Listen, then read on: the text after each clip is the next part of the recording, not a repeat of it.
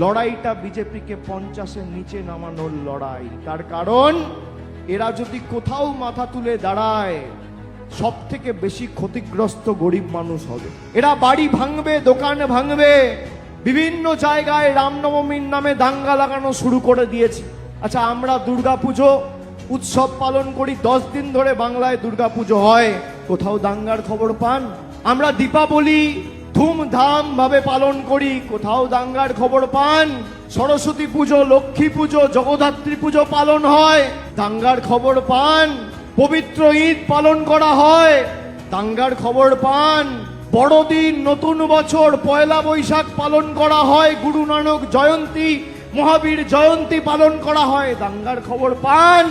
BJP মানেই দাঙ্গাবাজ। আপনি আপনার পাড়ায় যান, আপনার এলাকায় দেখুন, ডান দিক বাঁ দিক চেয়ে দেখবেন কোনো ভদ্রলোক, সভ্য লোক, মার্জিত লোক, শিক্ষিত লোক বিজেপি করে না।